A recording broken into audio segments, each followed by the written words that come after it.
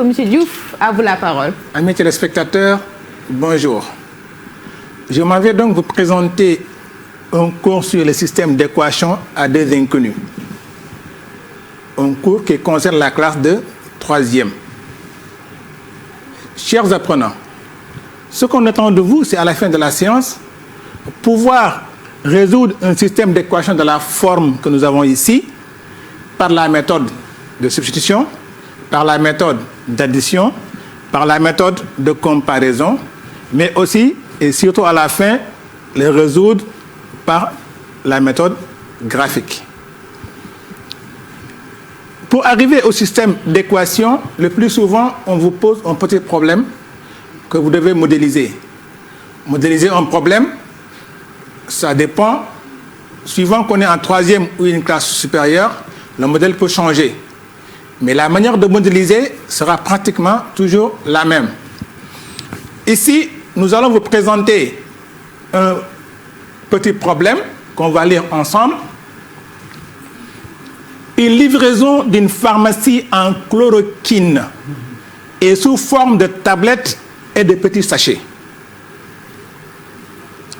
Chaque tablette contient X comprimés exactement et chaque sachet contient Y comprimés exactement. Suivez bien.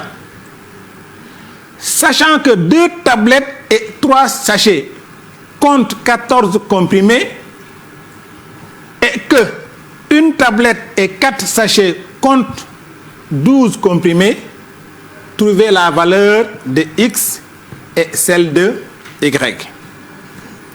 Voilà un problème qu'on peut modéliser avec un système d'équation linéaire à deux inconnus. Pour résoudre ça, chers élèves, vous devez avoir des prérequis. Vous devez savoir résoudre une équation du premier degré à une inconnue. On verra pourquoi. Vous devez aussi maîtriser le calcul dans R. Mais aussi, vous devez pouvoir représenter une droite d'équation AX plus BY plus C est égal à 0. Pour modéliser un tel petit problème, on vous a donné déjà X et Y. C'est un avantage. Donc, respectez la consigne.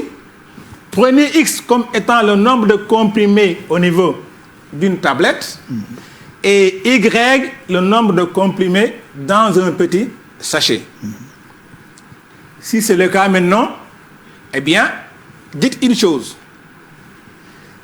Si une tablette contient X comprimés,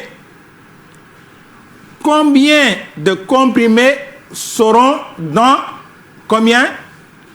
2 tablettes. Si un sachet contient exactement Y comprimés, combien va contenir 3 sachets exactement? Les 2 tablettes et les 3 sachets vont donc contenir combien? 2X et 3Y. Ça fait donc 2X plus 3Y. Et on nous a donné qu'au total, c'est combien? C'est 14 comprimés.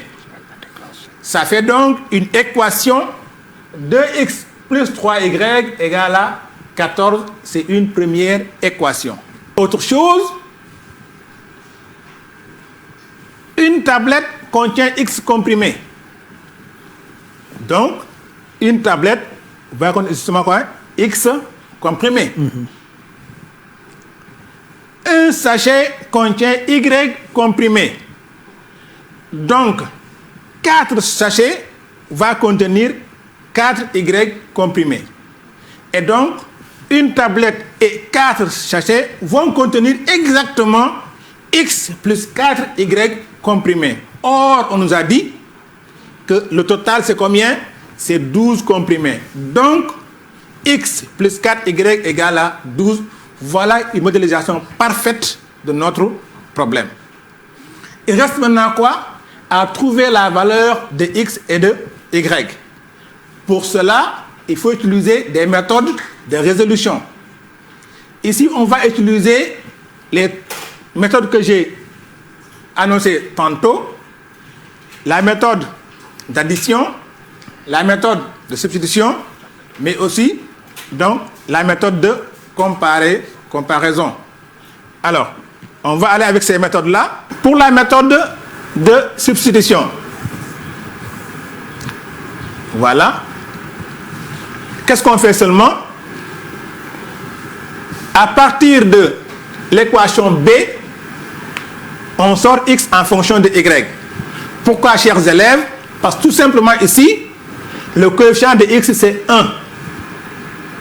Si dans le système, il y a une variable dont le coefficient est 1, je vous conseille, ce n'est pas une obligation, de sortir cette variable-là en fonction de la deuxième dans cette équation-là. Parce que c'est plus facile. C'est seulement ici, x égale à quoi? 12 moins 4y. Si maintenant, dans aucune des variables, vous avez un coefficient 1, là, maintenant, c'est à vous de prendre l'une des variables et de la sortir. Vous n'avez plus peut-être un choix, sinon ce sera un choix orienté suivant votre intelligence, comme a dit tantôt, n'est-ce pas, donc, l'inspecteur. Donc, ici, qu'est-ce qu'on aura? Après avoir sorti x en fonction de y, maintenant, je viens dans l'équation petit a, je remplace l'écriture de x dans l'équation x par sa valeur. Et là, donc, j'aurai maintenant une équation où il n'y aura qu'une seule inconnue. C'est pourquoi vous avez dit dans les prérequis, il faut savoir résoudre une équation à une inconnue. De là, je sors y. Maintenant, connaissant y, je reviens ici sur la valeur de x, et donc j'ai la valeur de x et de y. Si je trouve une valeur de x, une valeur de y, c'est que j'ai comme solution ici un couple x, y. La méthode de comparaison n'est pas trop loin de celle de la substitution, d'autant plus qu'ils ont ici un dénominateur commun, c'est que dans la première équation, ou bien dans l'une des équations, je sors ici la valeur de x. Là, j'ai pris un cas d'un système où maintenant aucun des coefficients n'est égal à 1. Donc là, on prend dans l'une des équations, là, si on a pris l'équation que nous avons ici, donc x, excusez-moi, x égale à 14 moins 3y sur 2, c'est la même équation. Et là, en bas, je sors x égale à 12 moins 4y. J'ai ici x, j'ai ici x. Puisque c'est la même valeur maintenant, je vais seulement égaliser les deux valeurs de x, où il n'y aura que des y. 2x En égalisant là, je retombe encore sur une équation où il n'y aura que des y, une équation à une inconnue qu'on doit pouvoir résoudre.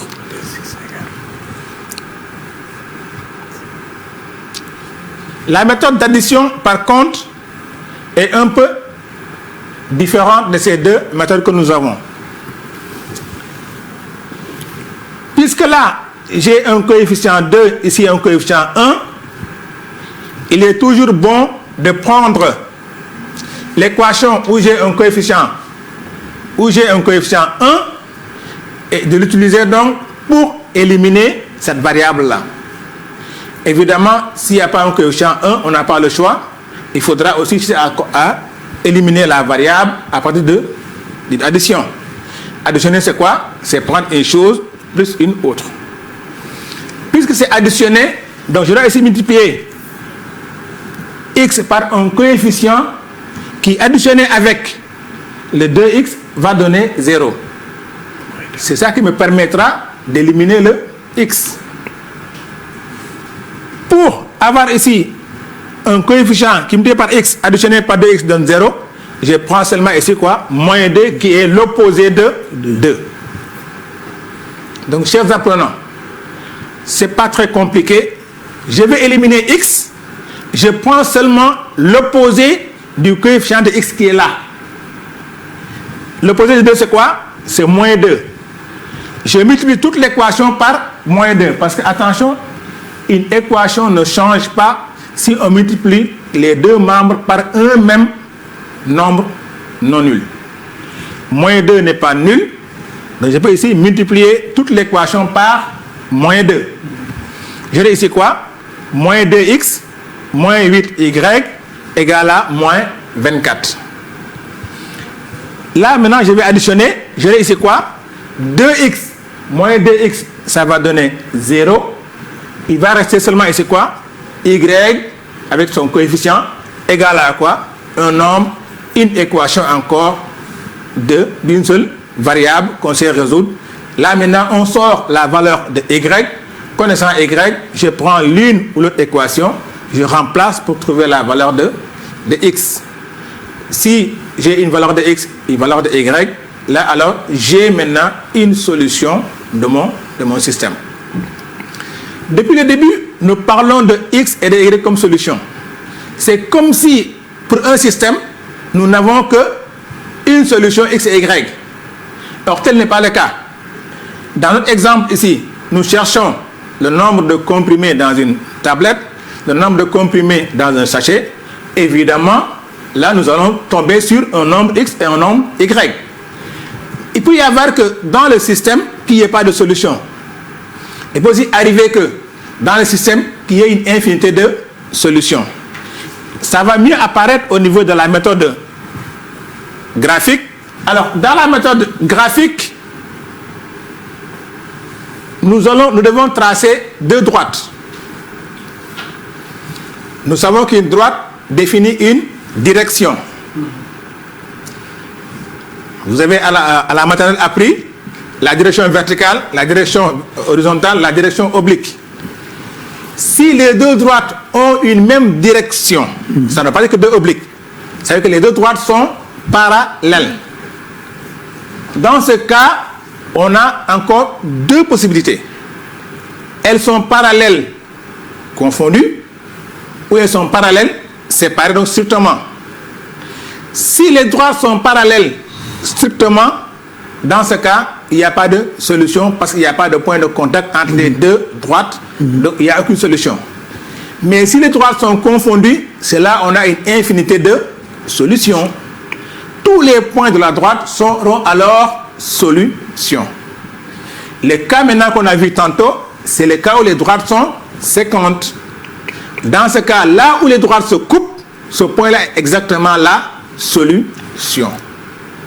Donc voilà ce qu'on voulait présenter pour ce système d'équations-là, avec les différentes manières de les résoudre. Donc, pour résumer un tout petit peu, avec les méthodes de substitution, d'addition et de comparaison, vous avez toujours à choisir, en tout cas, une variable déjà qu'il faudra prendre en fonction d'une autre, ou bien qu'il faudra éliminer dans le cadre de la méthode d'addition. Si maintenant vous avez ici la méthode graphique, vous pouvez avoir ici ces trois cas de figure-là. Les deux droites sont séquentes, on a une solution x, y.